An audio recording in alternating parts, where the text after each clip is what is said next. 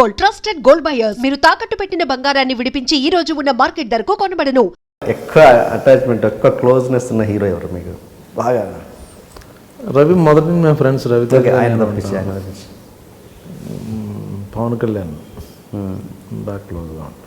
ఎందుకు ఆయనకి అంత అంటే ఏదో ఉంటుందిగా, చిన్న లింక్ ఉంటుందిగా? ఏం తెలియదు నాకు, ఏదో కనెక్షన్ అంతే. జానీ సినిమాకి అరవింద్ గారి గురించి చెప్పాలి.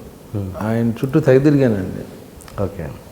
గీతా ఆర్ట్స్కి ఎవరెవరో వచ్చి పరిచయం చేసి పలానా ఏదో పరిచయం, ఒక్క సినిమా ఇవ్వాల అల్లు అరవింద్ గారు. ఆయన చేసిన గొప్ప పని ఏంటంటే పవన్ కళ్యాణ్ గారిని పరిచయం చేశాడు అంతే.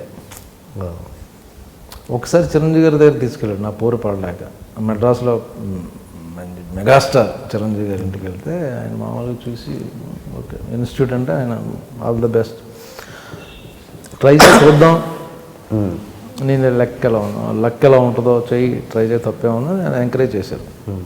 తర్వాత వాళ్ళ ఇంట్లో పెళ్ళి ఏదో జరుగుతుంటే గులాబీ సినిమా రిలీజ్ అప్పుడే ఆయన స్టేజ్ మీద వచ్చి కౌలించుకొని యూ మేడ్ ఇట్ అని కాంప్లిమెంట్ ఇచ్చారు.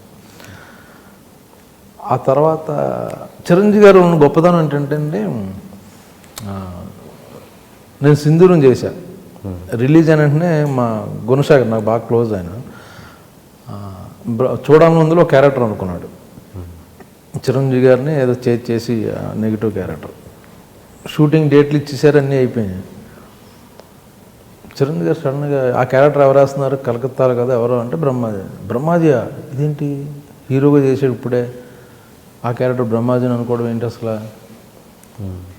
మా దత్తు గారు ఎప్పుడు పెద్ద ఆర్టిస్ట్ని పెట్టేస్తాడు చిన్న క్యారెక్టర్లకు కూడా అనుకుని ఆయన వెంటనే కృష్ణవంశీకి ఫోన్ చేశారు. ఏమైనా నీకు తెలుసా ఒక ఏదో చిన్న క్యారెక్టర్కి బ్రహ్మాజీ అంటే మీ ఫ్యాన్ అండి, మీతో చేయాలనుకుని ఎక్సైట్ అవుతుంది, అది వేరు పక్కన బట్ కెరియర్ కదా అని.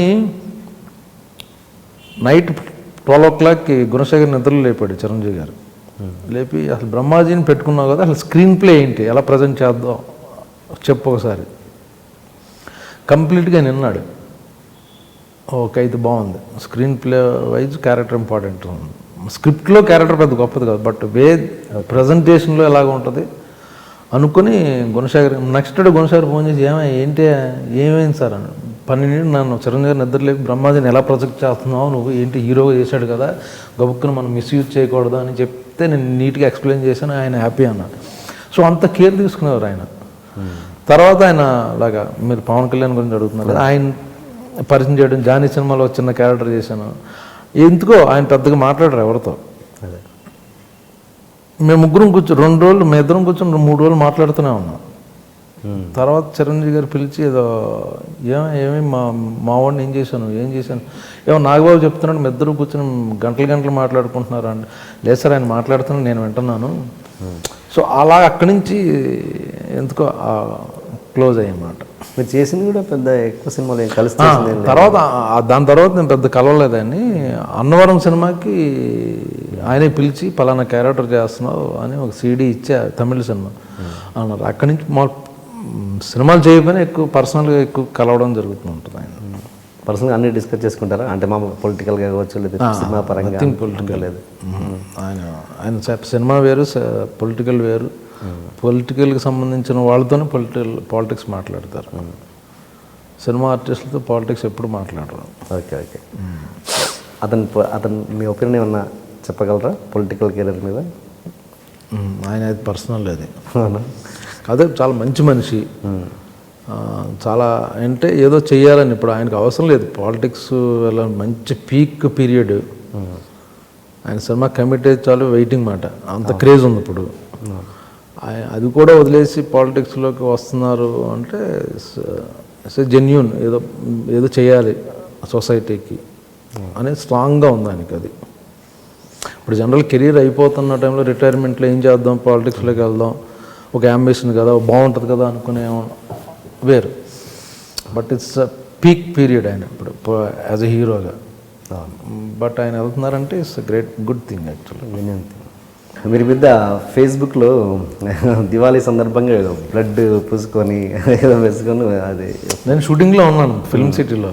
ఆ రోజు బ్లాస్ట్ సీన్, సో ఆ గెటప్ బ్లడ్ అంతా ఆ రోజు నేను చచ్చిపోయే సీన్ మన సర్వానంద్ బివిఎస్ఎన్ ప్రసాద్ గారి షూటింగ్లో అది ఓకే. ఉంటే సరదాగా ఓకే సేఫ్ దివాలి అన్నది అదేదో లెక్చర్ కింద ఇవ్వకుండా అదే ఫన్నీగా అలా చూపించి హ్యాపీ దివాలి అండ్ సేఫ్గా ఉండండి అనేది పెట్టాను అంతే తప్పించి ఆయన కంగారు పడలేదు ఎవరు ఫోన్స్ రావడం? చాలా నెక్స్ట్ డే చాలా ఫోన్లు వచ్చినాయి. ఏంటి వీళ్ళందరూ ఎందుకు చేస్తున్నారు అనుకుంటే ఏదో అయింది. కాదు సరదాగా. తర్వాత అందరూ వెబ్సైట్లో పెట్టారు సరదా ఫన్నీగా పెట్టాడు అది బ్రహ్మాజీ అని. ఓకే, మీరంటే ఇంకా మీ పర్సనల్ లైఫ్లో కావచ్చు, ప్రొఫెషనల్ లైఫ్లో కావచ్చు జరిగిన సాడ్ మూమెంట్ ఏదన్నా?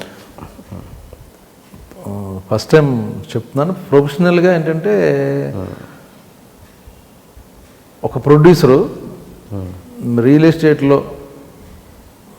ఫ్లూక్గా అడ్డంగా సంపాదించేసి అతను ప్రొడ్యూసర్ అయిపోయి హీరోలతో సినిమాలు తీయడం మొదలెట్టాడు. అతనికి అందరూ డేట్లు ఇచ్చారు. బట్ ఏంటంటే అతను వచ్చి యాక్చువల్గా ఇండస్ట్రీని పొల్యూట్ చేసి వెళ్ళిపోయాడు. హీరోకి డైరెక్టర్కి అతను కన్వీనియంట్ కోసం ఇద్దరికి అబద్ధాలు చెప్పేసి ఆయన చెప్పారు ఈయన చెప్పారు బాబు చెప్పాడని డైరెక్టర్కి బాబు ఇలాంటి గేములు నేను చెప్పాను కదా, షార్ట్ కట్ అన్నది షార్ట్ టైమే ఉంటుందని. షార్ట్ కట్లు చేసే పనులన్నీ నిజాయితీగా సిన్సియర్గా డిగ్నిఫైడ్ ప్రొడ్యూసర్స్ ఉన్నారు, మేకర్స్ ఉన్నారు మన ఇండస్ట్రీలో. 20 ఏళ్ళ నుంచి ఒక సంస్థ అంటే పేర్లు ఉన్నాయి. మధ్యలో వచ్చి 2-3 ఏళ్ళు డిస్టర్బ్ చేయడం వల్ల చేశాడు. ఎందుకంటే ఒక హీరో డేట్లు సంపాదన కోసం అతని దగ్గర సింపతి పొందడం కోసం మధ్యలో నా పేరు వాడుకుని ఏదో ఒక ఇన్సిడెంట్లో సరదాగా జోకులు ఎవరెవరో వేసుకుంటే అది నేనే చెప్పేశానని ఇంకో హీరోకి ఆ హీరోతో చెప్పాడు. అలాగా నాకు ఆ ఇద్దరు హీరోలకి మధ్య రైవల్ సృష్టించాడు అతను. ఓకే. అతని బెనిఫిట్ కోసం ఒక 6 months నేను చాలా స్ట్రగుల్ అయ్యా. ఓకే. తర్వాత నిజం నిలకడగా తెలుస్తుంది అన్న ఎందుకు అంటున్నానంటే నేను జెన్యూన్గా ఉన్నాను, నాకు సంబంధం లేదు. ఇప్పుడు ఒక టాపిక్ మనం మాట్లాడుతున్నాం, ఎంతమంది ఉన్నామండి, నేను పర్టికులర్గా మీకు ఏమైనా చెప్పానంటే మీరు ఒక సీక్రెట్ నాకు చెప్పారు అనుకోండి, ఆ బయటికి వెళ్ళిందంటే మీరైనా అవ్వాలి నేనైనా అవ్వాలి. మీరు చెప్పడం కానీ నేను చెప్పడం. ఒక ఇన్సిడెంట్, ఇక్కడ 6 ఉన్నాం, నేను ఏదో అన్నాను, 6లో ఎవరో ఒకరు చెప్పచ్చు. సో ఆ విధంగా అతను మోసేసాడు. మోయడం కూడా జరిగింది కూడా కాదు, యాక్చువల్గా అతను క్రియేట్ చేశాడు to get a sympathy from other hero. 6 నెలల తర్వాత ఇతను బయట ఉన్నాడు, ఆ హీరో ఆ ఇద్దరు హీరోలు మేము ముగ్గురు బాగానే ఉన్నాం. అతను ఇండస్ట్రీ నుంచి వెళ్ళిపోయాడు. సో అది చాలా స్ట్రగుల్ అయ్యాను నేను. ఓకే. అది చాలా బాగా ఒక 6 నెలల మాట. వాళ్ళిద్దరూ దూరం అయిపోయారు. తర్వాత అర్థం చేసుకున్నారు, నేను ప్రయత్నం చేయాల, నేనేం తప్పు చేయాల, నా సైడ్ నుంచి ఇది అని. బట్ ఎక్కడో క్యారీ అయిన అవ్వడమో లేదా వినడమో లేదా ఫీల్ అవ్వడం, వాళ్ళు బాధపడి మొత్తం ఫైనల్గా ఇంకో హీరో అన్నాడు, వాడు బయట ఉన్నాడు, వాడు ఇప్పుడు మన ముగ్గురం బాగానే ఉన్నామని అన్నాడు అన్నమాట. అది నా ఫైనల్ అచీవ్మెంట్. జెన్యున్గా ఉండి సిన్సియర్గా ఉంటే మధ్య మధ్యలో ఇటువంటి డిస్టర్బ్ చేస్తాయి. సో నేను ఎవరి జోలికి వెళ్ళను. ఇప్పుడు నా జోలికి వచ్చి నన్ను ఏదో చేసి, ఇప్పుడు అతను లేడు ఇండస్ట్రీలో. సో అది నాకు చాలా హర్ట్. ఒక 6 నెలలు చాలా టార్చర్ అనిపించింది అన్నమాట. బట్ నా హ్యాపీ ఆ ఇద్దరు హీరోలతో వర్క్ చేస్తున్నాను, అందరూ బాగానే ఉన్నాం. ఓకే. ఏదా ప్రొడ్యూసర్ నటుడా? ఆ ప్రొడ్యూసర్ నటుడా?